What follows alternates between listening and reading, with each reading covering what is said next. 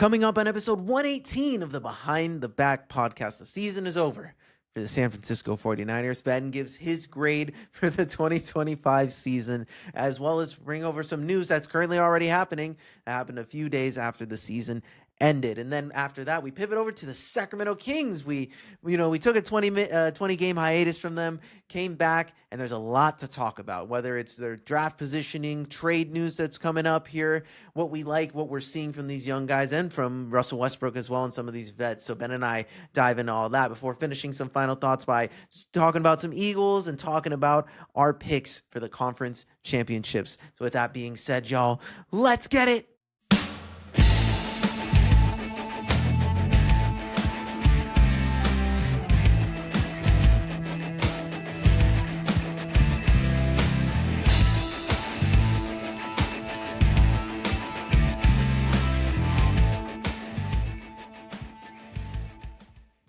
All right. Welcome back to another episode of the Behind the Back podcast. We are your hosts. I'm Marcos Coda Negron, and beside me here, as always, is Ben the Jet. Reds. Ben, it is finally, for us, the offseason for the NFL, and now we get to move on to the Kings, who are, in an interesting spot to talk about. But how are you feeling now that you were in offseason mode?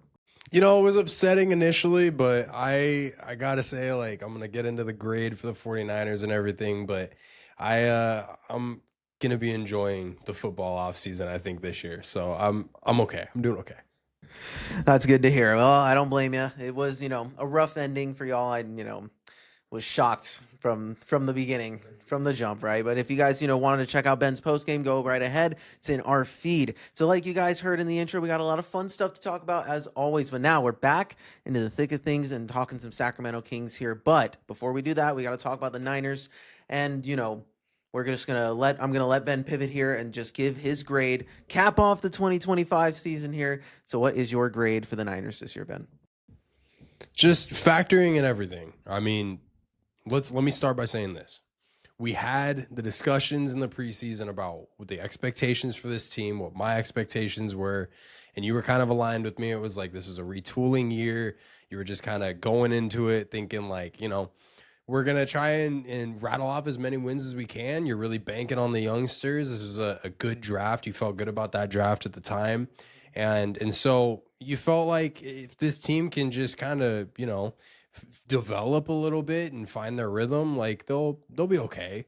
And I got to hand it to you because I went back, I looked, I had the Niners winning 11 games. You had the Niners winning 12 games. So you nailed that. You're the better Niners fan. But, I also said that their ceiling would be like a 13-win ceiling. So on that note, I said that their ceiling, and I also said fully healthy, was 13 wins.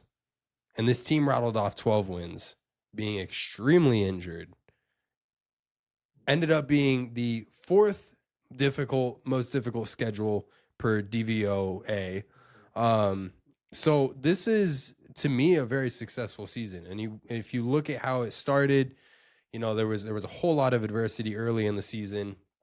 And then as the season went on, they overcame all of that. They went through countless swapping of players from the practice squads and so on. And then you go into Philadelphia round one and you get the win, and you find a win in a playoff game, being extremely shorthanded on short rest. So from all these things, I got to look at this season and typically I'm pretty harsh on this team. I'm not the most hometown. I love this team. I really do, but I'm not the most home, style player. I kind of want to call it how it is. I asked Daniela, my girlfriend, am I being crazy with this grade? She's like, you're not being crazy. I'm giving them an A. I genuinely feel like this was an A season from the 49ers. Everything that they overcame. This was it was an exciting season. And what it also proved was that the last draft, you look at all the guys that they drafted in this last class, and with the exception to, Michael Williams, who also was putting in a really solid season, a lot of these guys played fantastic throughout the year, and their names were called throughout the year consistently. So I love the development that I saw from this team this year. I love the development that I saw from even Kyle Shanahan. And I know this last game against Seahawks, I was not happy with Kyle Shanahan's performance. I think it was very abysmal. And I think that it, in a lot of ways, went back to his old ways. But I did see a lot of growth from Shanny. And I think that, this season and all, like, if your expectations were realistic, this was a successful season for the 49ers. So I've got them with an A grade, bro. I'm really happy with this 49ers team with where they're at, but there's a lot of questions going into next season for sure. I love that grade, and I don't think you're crazy. I think, again, like you laid it out, everything that the Niners had to go through this year, it's hard. Many teams don't survive what you guys had to go through. You watch plenty of teams miss the playoffs for that exact reason. So, yeah, no, an A, I think, is a very fitting grade for the Niners this year. And they have a lot going for them, and, a lot it's going to be banking on the health of some of these guys. And moving forward, can any of the other guys stay healthy? And will the electrical substation get, destroyed or moved or something like that? We'll probably hear more about that in the offseason, right? So, no, that's an awesome grade, and I couldn't agree with you more there. Yeah, and I think one last little note on it is, like, this could have been a catastrophic season from this organization if they, sat down after all these injuries, because that would be 2 seasons in a row with a ton of injuries, both of them resulting in low wins, right?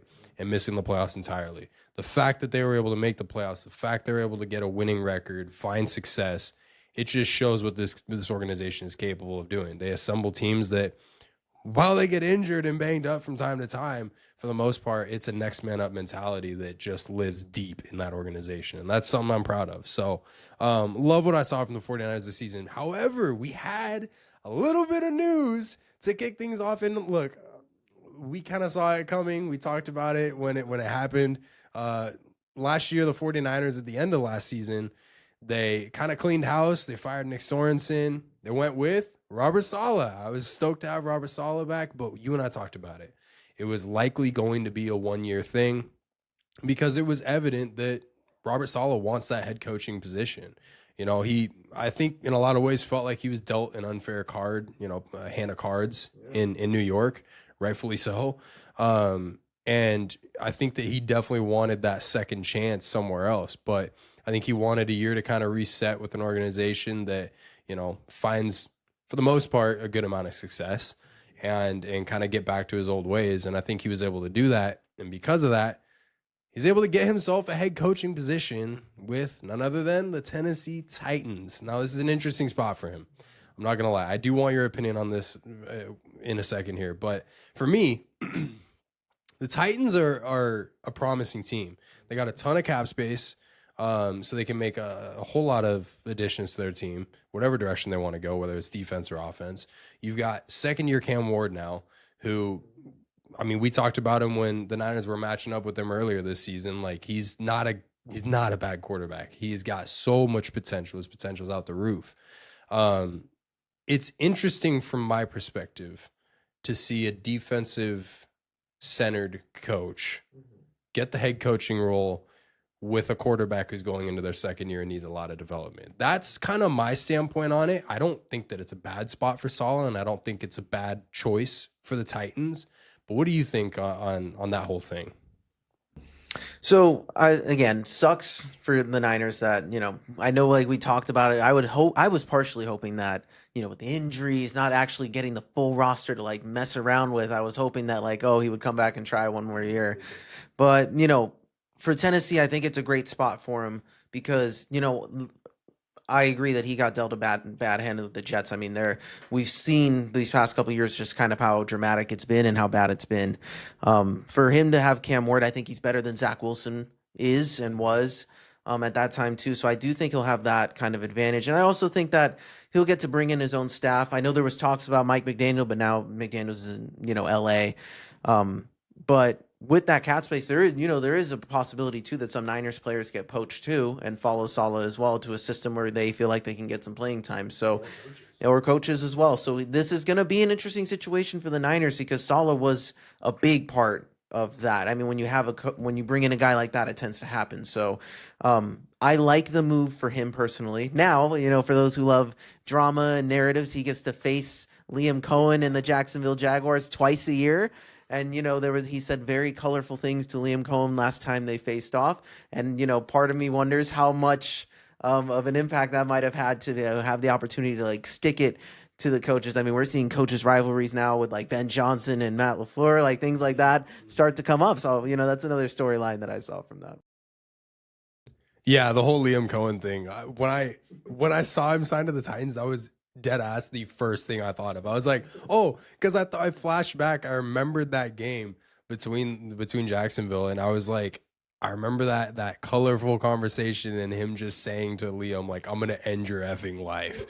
And where else to go than a team that you get to see him twice a year and potentially do that for? So, yeah, I'm happy for Bob. I'm depressed though because like, that was my guy. That was a lot of our guys. Like, it's tough, and I'm curious to see what players, if any, follow him, and definitely the coaching staff or any of the staff in general. Because, Robert Saleh in his time with the 49ers, back in 2017 and through, and then to this year, like, he has had a lasting impression on this organization. So, for him to get an opportunity with an organization who has a little bit more, promise to them and a little bit more, competency, it might make a little more sense for them to follow. But we'll see. So that means that the 49ers are searching for a new DC. And some names, I mean, there's been a bunch of names that have come out. But I don't want to get too deep into it because obviously we'll kind of see how that shakes down. I have a name that follows the trend of the 49ers, and then I have two names that I think are good candidates and probably the top three candidates in general here for the 49ers in this DC position. So let's start with the one that I feel is the most likely to happen, and that is an internal hiring of Gus Bradley. So Gus Bradley, and this is an interesting, I'm going to start with a Kyle Shanahan quote that actually happened today. And this is taken a little bit out of context, but he said Gus Bradley is the obvious one to everyone and is to us too. Shanahan said Gus would be the main internal candidate. We feel very fortunate to get Gus and great about that. Bradley, he's 59 years old. He joined the 49ers as an assistant head coach in 2025. Could have been Kyle Shanahan kind of foreseeing this whole thing with Saleh happening. Could have been a reason why he brought in Gus. But he previously served as defensive coordinator for 4 different teams. That was the Seahawks, the Chargers, the Raiders, and the Colts. He also had his head coaching experience leading the Jaguars to a whopping 14 wins and 48 losses through 4 seasons. So he had kind of an up and down career as a defensive coordinator and a complete L of a head coaching run, right? But his up and down defensive coordinator had a lot to do with kind of the personnel that he had at any given time. When he was granted a good personnel and a good team to operate in his system, he was pretty good. But when he didn't have guys, kind of like a season like the 49ers just had, it was likely that you don't have the same results that the 49ers did this year. So you kind of question, like, if the 49ers run into a situation like this again, do they have an issue with their DC being able to, put together a scheme that actually still bends and doesn't break versus breaks? So Gus Bradley, in my opinion, based on how the 49ers operate, they like to do internal hirings. And, we've seen it so many times before. I think it's likely that Gus Bradley is the guy who gets called up, not just because of the words that Shanny said, but because of how they operate. So we'll see how that goes. I don't think he's a terrible option, but, he's a name to kind of watch for. The other option, one of the other options is an external, obviously. And this guy is Raheem Morris. So Raheem Morris, career highlights. He early career, he's a head coach for the Buccaneers. Became one of the NFL's youngest head coaches in 2009, achieving a franchise best turnaround in 2010. He was then Washington and Falcons assistant coordinator at one point. He had Super Bowl success as a quality control coach with Tampa Bay. And, he's really known for a defensive background and adaptability. He's praised for developing defenses and making adjustments, noted to be build team culture, and that's kind of a big one that I thought was interesting. The last stint was with the Falcons, where obviously that didn't really work out. He's with them from 2024 to 2025. Previously with the Buccaneers before that, and it just hasn't really worked out. So this is an interesting one for me because Raheem Morris kind of has some ties with Shanahan going back to Washington, in their time as the Redskins. And so that part of it kind of gives me an idea that maybe based on how Shanahan has talked about Raheem, he's said that he's one of the best coaches he's been around before. It leads me to believe he's absolutely a candidate for this role. Another thing I want to mention before I continue into these candidates is 49ers are going on their 5th defensive coordinator in 5 years. Mm-hmm. It's about time at that position you get some sustainability. You need somebody in there who's not just going to be a 1 year and out. And I mean, it's a compliment, in a lot of ways to what Shanahan has done with that team and what, the organization has been able to do. They're able to hire people who are sought, talent across the league. And they're, because of that, they are poached away from the 49ers rapidly. This is kind of a frustrating time now that you've done this 5 times in a row. You need to get a little bit of sustainability, in my opinion. So you got to start looking at some of the candidates that could potentially be looking for these defensive coordinator roles rather than a head coaching role. And I'm looking at, Raheem Morris and kind of how his career trajectory has been. And I'm thinking this might be an opportunity for him to kind of, step back a little bit, take a few years, take that defensive coordinator role and kind of, evaluate things and get back to what you're really best known for. So I like Raheem Morris a lot, and I like his schemes. I think that in the past he's had some really good success, but when he's the main guy, it just hasn't really worked out. So curious to see if Raheem Morris is the guy. The last name I want to bring up is a guy we have talked about a couple times. We talked about him recently when the 49ers played the Browns because this guy has a pretty good record and he's a good job at handling Kyle Shanahan-led offenses. So this guy is none other than Jim Schwartz. So Jim Schwartz has had a long NFL career. He rose from personnel scout to defensive coordinator for multiple teams. He was with the Titans, the Bills, the Eagles, the Browns. He served as head coach for the Lions from 2009 to 2013. He actually led them to their first playoff berth in years. He's known for aggressive defenses, especially that front line. And if you look at how the Browns are built, they're built on that front defensive line. And Myles Garrett is an absolute beast, right? And Myles Garrett, since we're on that subject, he spoke very highly of Jim Schwartz in his time with the Browns. So I like Jim Schwartz a lot. I think that this is another guy who falls into that category for me of kind of outside of the head coaching realm. Now, on that note, he has a second interview scheduled at some point with the Browns for their open head coaching position. It's anticipated around the media right now that if Jim Schwartz doesn't land the head coaching role, that he's likely to leave the organization. Whether that's due to, whether it's due to a feeling of slight, like, he should be the guy up for the job, or it's a feeling of I'm not ready to learn somebody else's system or have somebody else tell me how to operate this team that I've been on for a number of years now. I don't know what it is, but that is the feeling right now. So we'll kind of see how that whole Cleveland situation shakes down. But if he doesn't get that role and he bounces from there, to be honest with you, he would be my first choice. Yeah. Because one thing that the 49ers have prided themselves on prior to this year was building that defensive front. That defensive line has been monstrous at times. We have absolutely been searching for that opposite Nick Bosa, edge rush. And we got that in a way with Michael Williams, but, more towards the run game than anything. But you want to get that pass rusher. The way that Jim Schwartz operates, he can make anybody on that defensive line look really good. So I'm really looking at Jim Schwartz as kind of my top guy right now. Now, all three of these guys, I would be okay with. Okay is an understatement. I would be happy that the 49ers get them. I think my last choice of these 3 guys would be Gus Bradley. And the only reason has nothing to do with Gus Bradley, believe it or not. It has everything to do with the past success or lack thereof of the internal hirings that the 49ers have done. I just felt like, they might feel like it's their perfect guy for the job, and it just hasn't panned out. So we'll see how this whole thing shakes down with the 49ers. This was, kind of just the quick breakdown of what's going on around the 49ers organization right now.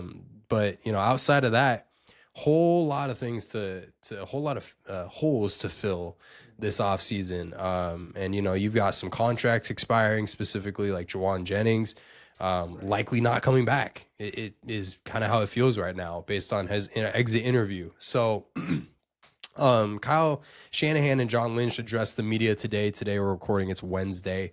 And it was fairly positive. Spirits were as high as they can be. I think they felt as though this was a very successful season, all things considered. And the expectation is that they come back better than ever the next year. One last note that I'll leave it on. They were asked about Brandon Aiyuk. And I'm not sure if you saw this, but I was dying, dude. They asked him, like, when was the last time, you've had communication? And Kyle, looks at John like, you going to take this? And John's like, it just kind of fell apart. And Kyle Shanahan's like, yeah, we stopped reaching out when he wasn't picking up any of our calls. And he's like, in my, however many years coaching, I've never seen anything like this. Like, it's wild. That whole Brandon Aiyuk thing, bro, I feel slighted. Like, it's, how much I defended Brandon. He was my favorite receiver that was on the 49ers. I loved him. He's a dog. I am shook that it got to this point, but they even confirmed today, John Lynch said, it is pretty safe to say that Brandon Aiyuk has played his last snap for the San Francisco 49ers, and I'm okay with it. But it hurts because it's I loved BA. I thought that he was awesome. And, the ladybug landing on my shoe, everything, his whole vibe. He's a hometown kid here, grew up not too far from here. It just felt like such a fun situation, and it just didn't work out. But we're into the off season now, a lot of things to be filled. So as always, we're going to stay up on that. But this is, kind of where the 49ers sit right now in the first week of the offseason. Yeah, that's great information. No, I think for those candidates, those are 3 great quality defensive coordinator candidates. And you guys, we don't talk about it enough, but you guys are in the reverse situation of the Eagles, where we're always searching for offensive coordinators while you guys are always searching for defensive coordinators. That's the product of being a successful team. And again, yeah, it is a compliment to how the Niners do things. And that's also, it's an attractive job because a lot of, defensive coordinators become head coaches there. So it would be super cool. I think if you guys land Jim Schwartz, I think that would be a really cool hire because he is one of those guys. Him and Gus are the 2 that would stay there the longest. If they do end up receiving the role and succeeding. Raheem would probably most likely get a head coaching gig somewhere else. But no, it would be really cool. And yeah, Brandon Aiyuk, that was a hilarious press conference. And it is a shame that it's gotten to this point. I don't know what's going on with him personally or what making him feel like he's acting this, why he's acting this way. But I just think everybody needs a change of scenery from that spot. So I hope the Niners figure that out, and they'll have plenty of time to do so. The fall from grace was kind of crazy. Right. So I don't know who takes him because he comes with a lot of baggage now. So that also doesn't help. It's not like it's A.J. Brown and he was still playing through the BS and had 1,000 yards. So, and the injuries, it's just so hard to know for sure. So that will be an interesting one to monitor. So any final thoughts on the Niners before we pivot on over here? I guess just kind of a funny thing on the Brandon Aiyuk. I didn't recognize that you could get CTE from a knee injury. That's pretty wild to me. But yeah, I guess the last note would be everything from the press conference from Kyle Shanahan and John Lynch. It all points to, success being expected in the next year. So I think from the 49ers, fans' perspective, we have a lot of holes to fill this offseason, but I think it's recognized. And the feeling, based on how last year's draft went, the feeling is that this year's draft can absolutely go the same. You can land some awesome picks. We're going to have conversations on who we think those players could be and why. But, you know, this is going to be a big offseason for the 49ers to really bounce back. So I'm looking forward to the offseason, and I'm excited to see what this Niners team does. Yes, exactly. And next year in 2026, we got BTB Bowl Part 3 when the Eagles will face the Niners at some point at Levi Stadium. And hopefully we are able to get out to that and do a little BTB little video there at that time. We'll see what we can plan for next year. So with that being said, guys, we'll leave it to football for now. It's time. It's time to pivot off of football. We'll do a couple things. Obviously we'll stay on top of the news for both the Eagles and the Niners. We'll talk a little bit Eagles for final thoughts just because I want to catch you guys up on some stuff. But they were not the main topic today because we finally, it's been a minute. We took a little hiatus. The season went exactly how we had anticipated for our beloved Sacramento Kings, but it's time to dive in back into the NBA. And they picked up right where they left off, and they kept losing games. Right now we're 12-32, so 20 games under 500, and a lot has changed since that first 20 games. Right, like now the young guys are playing. There's Domas was hurt for 5 weeks because of the meniscus, and Keegan's missing the next couple weeks as he just got hurt after having some playing time. But Maxime Raynaud has been the starting center. And, you're getting good minutes from Precious Achiuwa. Nique Clifford's getting good minutes. Keon's still minutes are all over the place. But there's reason to believe that now, with us being 2 weeks from the trade deadline, that some of this is going to start clearing up. Or at least one of these guys is going to be out. But how do you feel, now that it's been 20 more games since we've kind of talked about this team? How have you been feeling lately with the vibe around the Kings?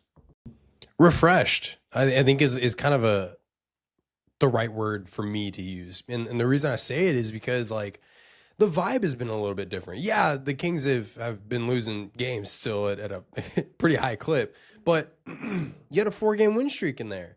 And you didn't just have a 4-game win streak because you were ramming veterans down. Like, no, you were playing the youngsters in that time as well. And I've loved to watch the growth of Maxime and Nique.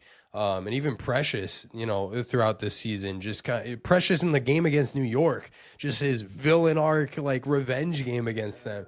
There's been some fun things with this team lately. And so I think refreshing is kind of the word that I want to use. I've just enjoyed it. And I think, like, Russell Westbrook, I mean, you didn't clown me by any sense, but you didn't necessarily agree with me at the start of the season when I was like, let's go, we got Russ.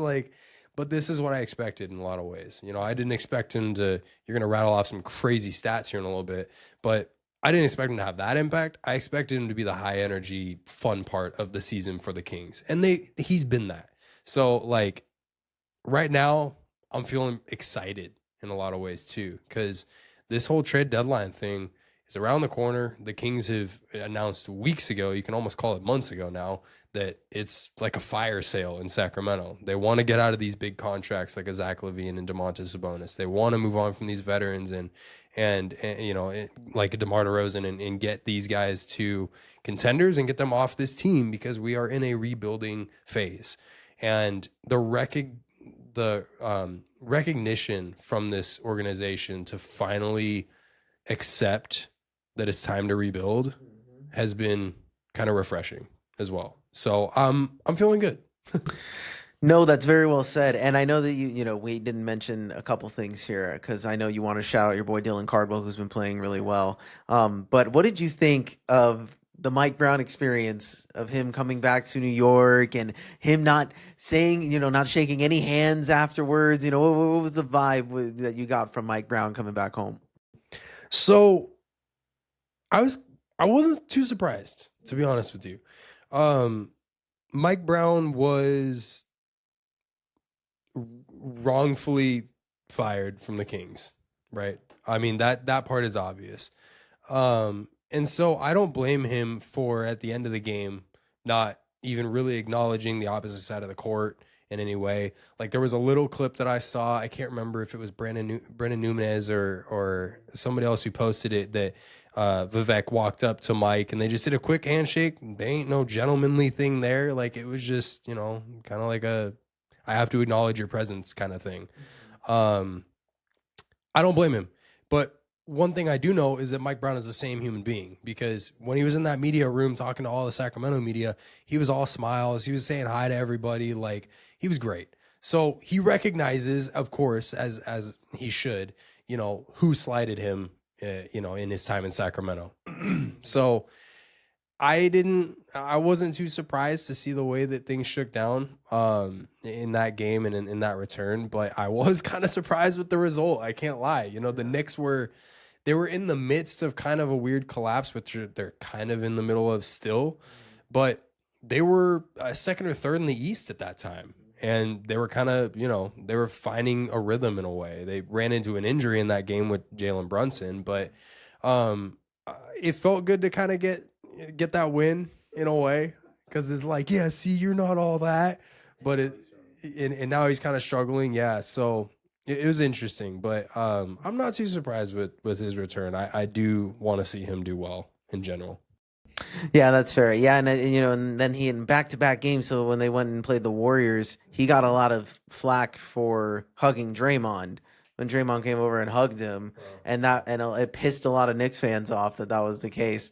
And I guess like now Knicks fans are kind of turning on him a little bit. So this is going to be a really bad situation for him. Now he has having issue with Karl Anthony Towns, another issue with his center. This is just an interesting little track record for Mike Brown growing here in the past couple of years. But now when we talk about the Kings, I think that, for all you optimists out there, we're still 7 games out of the 10th spot. We still have, if we go on this insane run, who knows what we can do, right? I keep track, got to keep track. But, where we're at right now, we're in that top 5 pick area.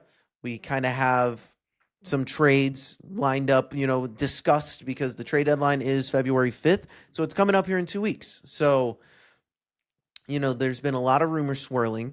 And the one that's been gaining the most attention now, because of the injury, the torn ACL to Jimmy Butler, there has been a sense of urgency around, Warriors fandom. And those fans are like, you can't waste Curry's season. You need to go trade someone now.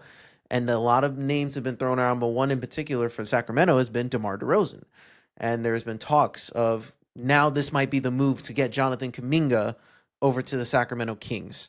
I know there's been talk with the Raptors. They've been showing some interest in Sabonis, and maybe that potentially includes RJ Barrett. So now we're getting some movement, and there's also been reports that the Kings are back to being okay with the idea of keeping Malik Monk in town. So his name isn't being thrown around the way it was in the offseason. So it really does seem like the Kings are trying to focus on, hey, does anyone want Zach LaVine? Does anyone want Domas? Does anyone want DeMar, Dennis? And, this is a good spot to be in. So what do you think? How do you feel going into this trade deadline? Do you think that we're going to be making a lot of moves? Do you think this is just going to be, are we gaslighting ourselves into, thinking like, oh yeah, we're going to be able to make some moves? What happens if we're stuck with the same team? So I just kind of want your feel on that, going into this trade deadline now that we're getting so close. I have a feeling that we're going to move on from at least one big contract. I think that part feels not safe, but it feels right to kind of feel. So I think if that, if that's the case, I think the likely one is a Zach LaVine. But if it's not Zach LaVine, like, it draws the question of, next year, does he opt in to his contract versus opt out? And if he opts in, do the Kings just say like, okay, well, we're not going to play you because we are in the middle of a rebuild. We just drafted AJ DeBansta and we're going to play him instead of you. So, that kind of a thing, the whole opt-in, opt-out part of Zach's contract makes it feel like, in a way, I could see Scott just saying, if anybody, and this is Scott Barry, if anybody, any team out there makes a single offer for Zach LaVine, I'm taking it. Because I think they just want to get out from that contract entirely. Aside from that, like you kind of mentioned, like Domantas Sabonis has been kind of floated around out there, and you've seen him part of some like mock trades and so on. And I think that he's a name, for some of these teams that makes a lot of sense. So the problem is that I said a couple minutes ago, like, there's this fire sale that's been going on in Sacramento, and it's been out there for, weeks, if not months, but there hasn't been a ton of movement. And the story that has consistently been making the rounds has been this conversation with the Warriors and the Kuminga deal. And that one just feels like we're smacking our head against a brick wall because like we've been having this conversation. We've been done having it for too long at this point. And I agree, like with this Jimmy Butler injury now, I think that you can't waste another year of Steph. And a wasted year in their book right now is going to be missing the playoffs. And I think that there's a realm of them missing the playoffs if they slide to a play-in situation. They don't have, a second wing like that, a second guy to go to down the stretch. So with that being said, DeMar DeRozan is kind of a really good fit for this season for them. It doesn't make them a contender by any stretch, but it allows them to be a playoff contender. And it allows them to potentially, view this as not a wasted year of Steph. Hold up. So, okay, what do you think about this? I want to toss this back to you real quick. What if here's a proposed trade. I have to look at whether this works or not, but I think there is a possibility. What if, because the Warriors are that desperate, what if would you be okay to receive Kuminga?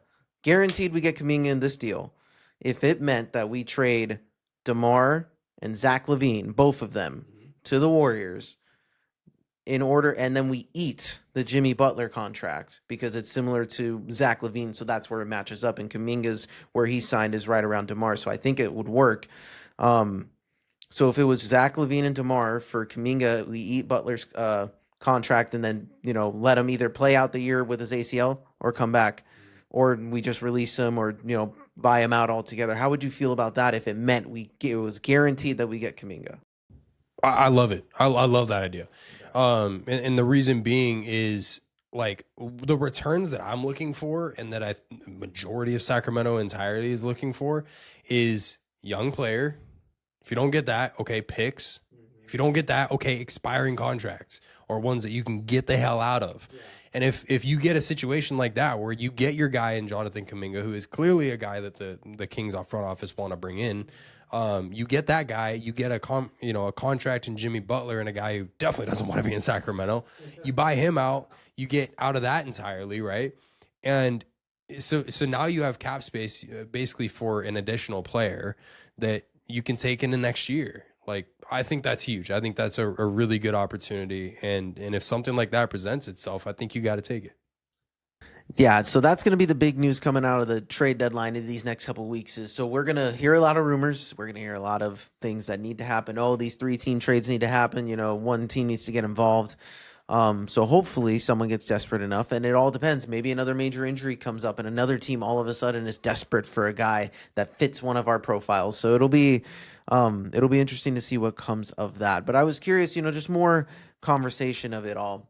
I hope that, when we talk about like who kind of sticks around on this roster, because that's kind of what we've been waiting for, is for this team to slowly pick apart these veterans.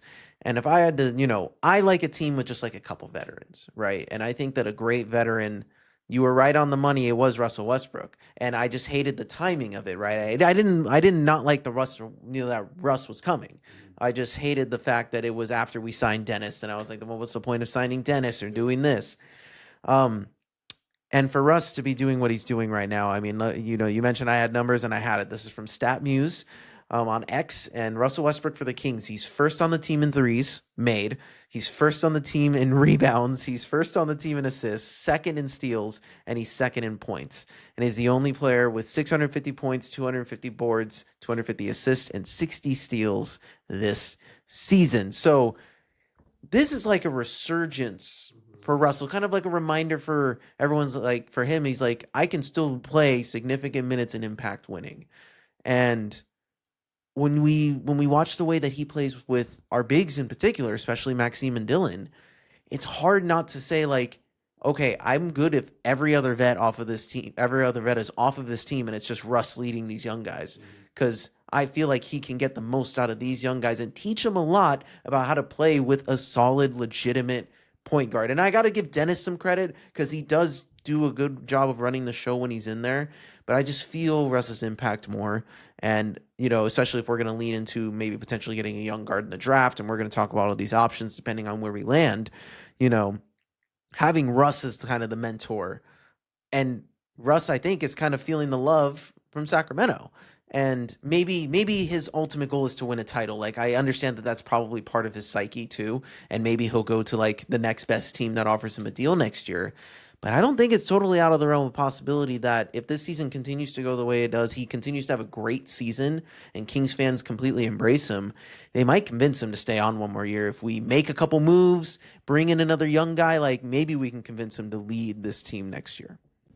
Well, and that would be so huge for the development of a guy like a Maxime Raynaud, because you look at what that 2-man game is doing. It's nice. Like, I really enjoyed watching that 2-man game between Russ and Maxime Raynaud. And from that standpoint, like bringing back Russell Westbrook, I mean, there's two big incentives to doing that for the Kings, you know, as an organization. Like, the first one is it's a money grab. Like, you're gonna sell tickets because Russell Westbrook is in Sacramento. That's a gimme. The second thing is that he's going to help develop some of these youngsters. And he has so many guys around the league who have looked up to him at one point or another for different reasons. Like, he's been an off-court awesome like leader in one way or another to this guy. He's been an on-court leader to another guy. He's been an asshole to another guy, but he loves him because he was still a great teammate. Like, he has so many guys who look up to him around the league, and to think that you could keep him on a team with a whole bunch of young players who need this experience and need this vital veteran experience, like, it would be huge. So I love that idea. And you rattled off those stats, bro. And all I kept thinking about while you were doing it was the stupid one-liner comments that I keep seeing of vintage Russell Westbrook. Bro, he never went anywhere. He was never gone. The problem was the opportunity was never there for him to be Russell Westbrook. That part has been what I've been trying to get across to people for years now. I've watched Russell Westbrook and loved Russell Westbrook for years. I love the competitor that he is. I love what he brings to the basketball court ever since, as long as I can remember. And I just, the impact that he has in every single game is something that I think goes so underappreciated. And I love that stat poll that you brought, because it's every reason why Russell Westbrook is just, in my opinion, a Hall of Famer and a legend. Yeah. I remember those days when I was like a senior in high school, and that was when it was 2013. So Russ, those were the OKC. I was a huge OKC fan at that time before I really like got into the NBA of it all, because I loved KD. But Russ was just a huge part of it, and he was always wearing the freaking glasses with no lenses on them. And I did that, and I repped that in school all the time because I loved Russ, bro. I thought it was such a funny thing to do, and it was super cool. But having Russ here has been cool. It has been a fun experience, and for him to, become the highest scoring guard ever, like things of that's super cool. Like that it's happening here in Sac, and DeMar also climbing up the top 25. Like, we get that. So there's a mixture of that. Plus now we're seeing the young guys develop, and I'm excited for, the potential. Like, Nique hasn't found his shot yet, but you see all the tools and the traits there, and the instincts are there. And Cardwell has given us a true two-way big in terms of, or defensive big. He has two-way potential once if he can find some offense. I mean, he had his first career double-double against Portland the other night. So he has all the tools to be a great, if Maxime is the center of the future and then Dylan is the backup center of the future, you got a great two-man rotation moving forward. So I'm excited to see what happens when Keegan comes back, and by then some of these guys might be traded away, so it's going to be integrating Keegan back in, and maybe we see a lineup with Keegan, Cardwell, and Maxime to maybe push Keegan to the 3. It's going to be like the options that we'll be able to have, especially with the depth that we have with like Precious Achiuwa also just being a reliable guy and getting rotational minutes now. So now the Kings aren't always as undersized and undermanned as we were worried about going into the season. All of a sudden we have 5 bigs now with Domas. So it feels like now that's a strength that we can lean into and develop once. So in like a couple of years, these guys are going to be really good, and we might have solved, the Domas problem of like, how are we going to move off of him? Because we've never really had a true backup center. And now all of a sudden we have 2 potentially starting caliber centers. So I like the direction that this team is going, and you and I are going to start, leaning into the draft kind of conversation of it all, because the Kings are destined for a top 10 pick unless they go on unless they go on 2 or 3 more 4-game win streaks here and shock the world and get into the play-in somehow. Yeah, please don't. We don't want to run this again. But, there's room. All of a sudden, the options become aplenty. You can kind of pivot however you want to. It doesn't seem as unfathomable as it did going into the season. So I finally can get off of like the negativity of of the whole thing, hop back on the train because they're doing what I asked them to do going into the season. So I'm glad we're at that point. Yeah, and I think like, we talk about this trade deadline. A guy like Keon Ellis, who we're extremely high on as fans, the value to that organization seems a lot lower. And the reason I'm kind of saying that is there are going to be guys that we value even throughout our draft process that might not even be in consideration for what the Kings are doing. And where I start to get concerned is if we go on these 4-game win streaks. It is fun winning. I love winning, okay? I'm going to say that right now. But if we keep going on these win streaks, if we keep rattling off random win after random, I mean, the Kings I can't wait to watch this game when we're done here, but the Kings are up 10 points on the Raptors right now.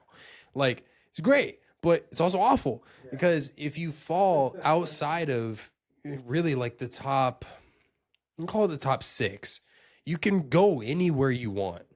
Like, you can go anywhere you want, and it won't necessarily be a bad choice, but it's going to be like, you missed out on generational talents there. So this is a really solid draft. This is the year to tank. Everything has worked out really well so far. As much as I hate losing, like, this is the season to do it. So kind of going back to it, like Keon Ellis,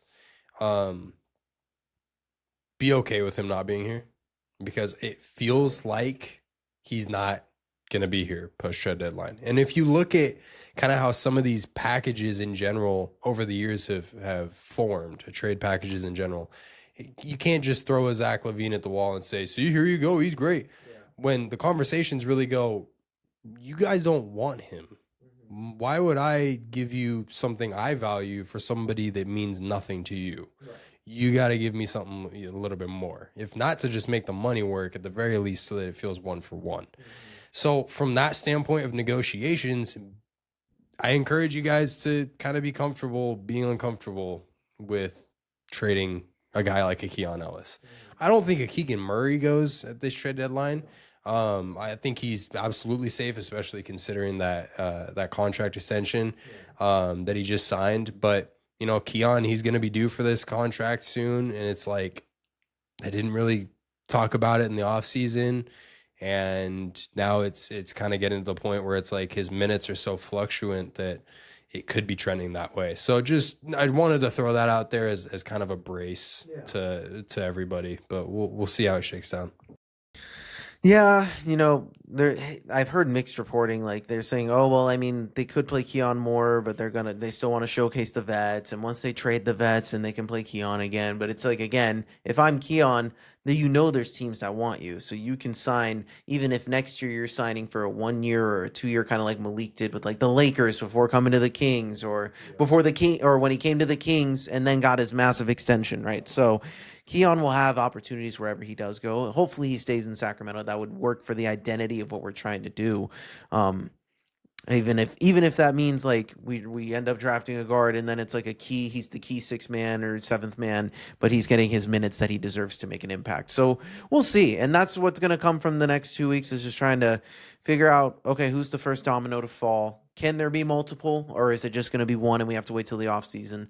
But even then, the Kings have obviously shifted their priorities, and I don't mind taking these lumps. I want the growing pains. These guys need to learn how to get, how to feel out the game and, get used to it. And you're seeing the adjustment in real time and the improvement in real time, the comfortability in real time with these young guys. And I think that that's exactly what you want. It would have been a wasted opportunity otherwise if we kept trotting out the veterans and losing. So it's just like, it's good now to be in this spot. So I think for right now, what we'll do is, we're going to be much more consistent. We'll go start talking about game to game, kind of doing game recaps. Not like we were not going to be doing post games just yet, but we will catch up on games, what stood out to us, and which guys we're seeing. We're really going to put a focus on Maxime, Nique, and Dylan, and really because they're playing them a lot. So it's good to focus on their development and what we want out of them, what we see on a game-to-game basis to help them grow. So, Benny, did you have any final thoughts on the Kings before we go to our final thoughts here? My final thought was actually going to be a question to you. Okay. I want your hottest take for who you think the Kings would trade first at this trade deadline.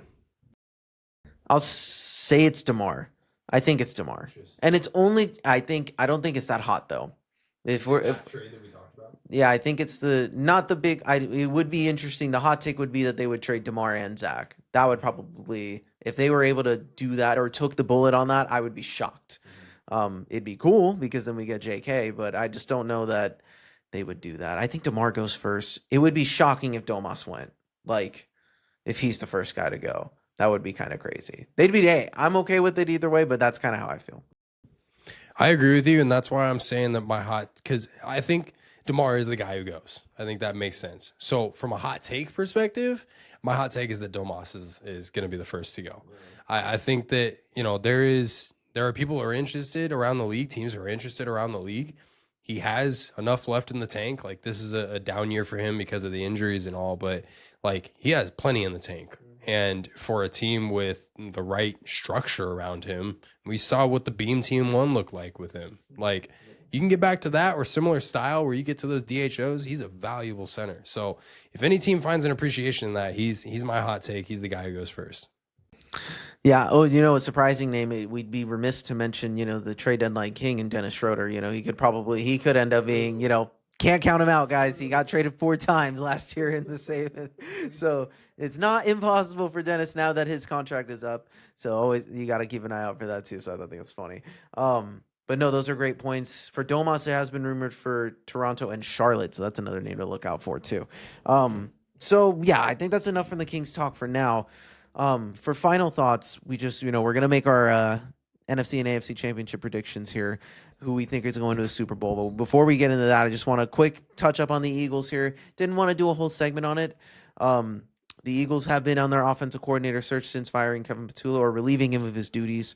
The talk was Mike McDaniel, Brian Daboll. But they've gotten their job. They got opportunities. Mike McDaniel's the offensive coordinator of the Los Angeles Chargers, and Brian Daboll, now that the Bills fired Sean McDermott out of the, after their loss, Brian Daboll all of a sudden has generated interest. And if he doesn't go there, he will be joining the Tennessee Titans as their offensive coordinator. If he doesn't get that head coaching gig in Buffalo, that's what it's most likely going to turn out. So he might be joining Saleh's staff because he's a huge fan of Cam Ward.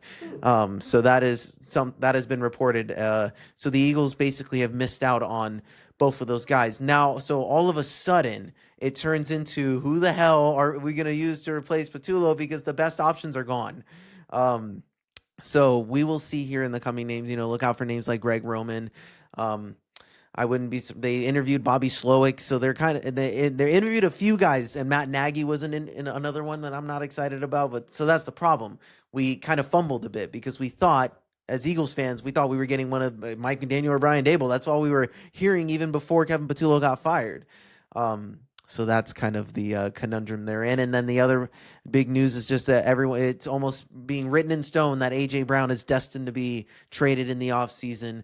The Eagles would save $7 million on the cap if they make him a post-June 1st cut, which is something that we had talked about what it was going to be, and that was the number that came out. So we could save money if we designated it post-June 1st. So it just seems like something that what's being reported is that it's up to AJ. It's not that the Eagles want to divorce with AJ. It's just, does AJ want to keep playing in Philadelphia because he was emotionally checked out, mentally checked out for last year and even into 2024. So it is one of those things that if it's going to be up to AJ. So that's kind of where we're at with the Eagles. What do you think about that with the news before we move on? So, from the Eagles' perspective, it's disappointing because, the expectation was you're kind of ahead of the curve in a sense where it's you moved on from your OC instantly, And there was all these names out here, and it's like, we just got to lock a couple of these in, and then automatically, like, two of the top candidates, like, off the board. Real quickly, though, so we talked a little bit about the Eagles, but you mentioned the Bills thing. Did you see the Bills owner today that threw Keon Coleman under the bus? Like, that was wild. So, like, the Bills owner, Terry Pagula, he basically, like, they were at a presser and they were asked a question about that pick, and he just completely threw coaching staff under the belt. Yeah. Like, it was pretty wild. I don't know if I wanted to kind of get your take on that, if you had any. So, yeah, the big news about that was, like, yes, like Ben said, that Pagula made it seem like it was he advised that it was like the coaching staff that influenced Brandon Beane to make that decision. But there's literal video evidence. There was literally a documentary that they did in Hard Knocks where he was recorded saying, "Oh, it was they were at the combine and Keon Coleman had ran like a 4.57." He's like, "Oh, good, that'll help us get him." Yeah. Like, and he had said that it was my guy, my decision. I wanted Keon from the jump. Like, this was my guy. So it was an interesting. This is why we love owner interviews, because you always get a peek behind the curtain. And this is just, it's so interesting. The Bills, I do think there was a level of, I don't disagree with them firing Sean McDermott. Because I'm a results guy, and they did say, and I agree, they were hitting the playoff proverbial wall. The odds were stacked against them. I know that they have Josh Allen, and everyone glazes him for having 4 turnovers, apparently. So, and it's odds, he's not getting enough help. Oh my gosh, save Josh Allen. It's just one of those things that I think that it's the same. It kind of, the argument would be like, look at a Kyle Shanahan who has at least made it to multiple Super Bowls, multiple conference championships. And we're looking at McDermott, who's made it to 1 conference championship and has repeatedly lost in the big moments in horrible ways. And I just, like, maybe it was a sign for them that, like, we can't get over the hump with this guy. And that happens a lot. And 9 seasons is a lot. Like, you don't see coaches last that long. So it wasn't like a 3-year stint. It wasn't 2 years. Like, multiple offensive coordinators. This was just a rough situation. I don't think, and the players' response to it was interesting. The fact that they were completely against it, that they voiced their, that they were pissed that this firing happened. Multiple players reached out to media outlets to, like, confirm that they were pissed about it. So that was interesting. But so it's kind of like the reverse of what we're getting of some of these other teams. So I did find that situation really interesting. But it sucks for Keon because he's on that team still. Yeah. He still has to report. So that was tough look for him, and tough look for the Bills too. No, I feel for Keon. That's kind of because he is low key a bust. Like, if you just look at how this year has gone, but he's also a freaking rookie. Can we give a guy more than just like a season? Like, it's wild to me. But like, I don't agree with the firing, but I agree with the timing. And the reason that I say that is, yes, it's been 9 seasons. You ran into what I'm going to call the Mahomes wall. It's not really the proverbial playoff wall. It's the Mahomes wall, because that's realistically what they've run into. And it's the same thing that Kyle Shanahan has run into. It's a tough wall to climb. Luckily enough, the Eagles did it. But like, the timing of it makes sense. Why? Because now 10 coaches have been fired, and there are a whole bunch of great candidates out there. So you could technically, like, it's not going to happen, but you could go get a Mike Tomlin.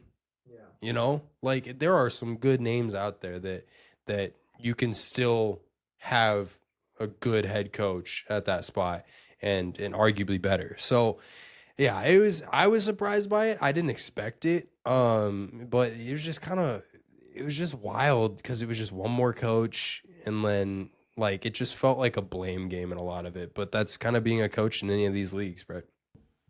Absolutely. And this is why the Eagles kind of fell behind. I don't think they anticipated these level, they knew it was a heavier cycle going into it. They knew there was more opportunities out there, but they thought that they were going to have more, their kind of seat at the table, and they didn't, and they missed out. So now the Eagles are in a spot where now you have to cast a wider net. Now you have to do more interviews with guys who you weren't even thinking of.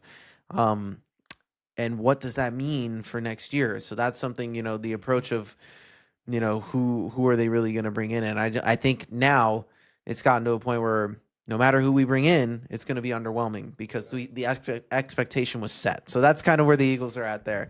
Frustrating. But let's move on to the teams that are still alive, still competing.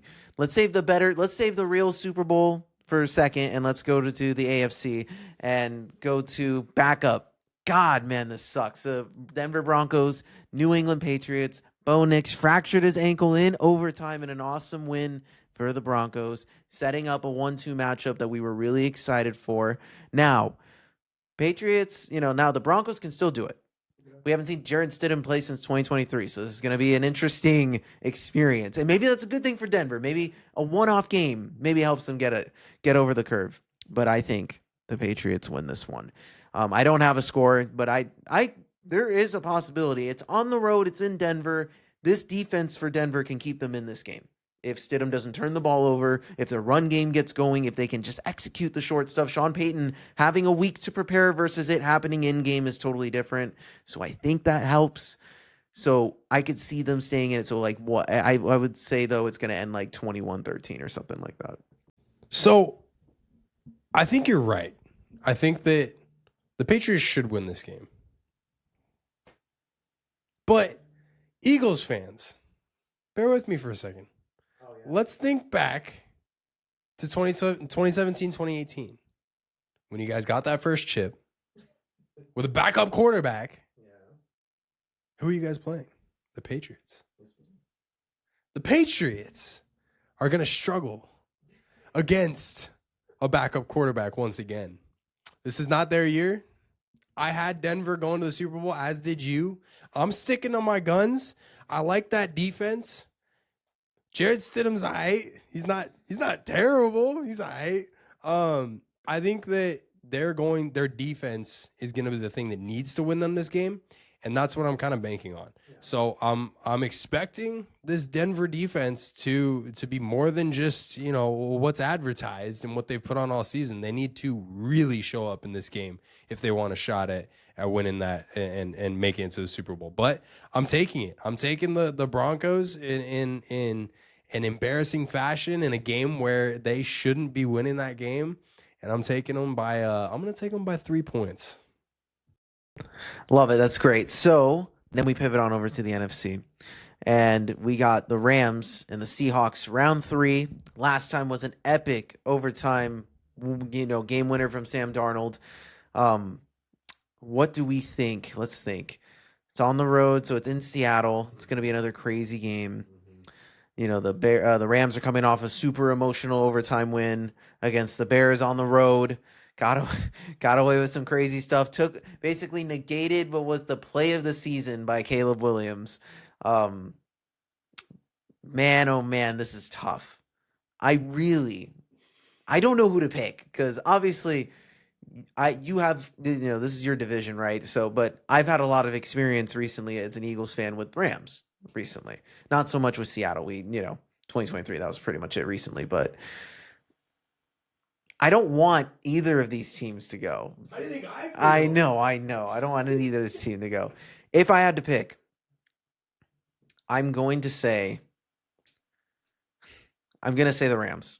And part of this is just a narrative-driven pick because I did pick the Patriots. I think that if the NFL got to pick their choice of teams, they would want the 2 MVP candidates who were going number 1 and number 2 vying for it in the Super Bowl, because we find out who's the MVP 3 days before the Super Bowl. So then it gets to be like, whichever fan base gets slighted gets to fight. It's a rematch of the Super Bowl from, a while back. I believe it was 2016, way back when. So Jared Goff, crazy. So it was, I think that would be the better matchup.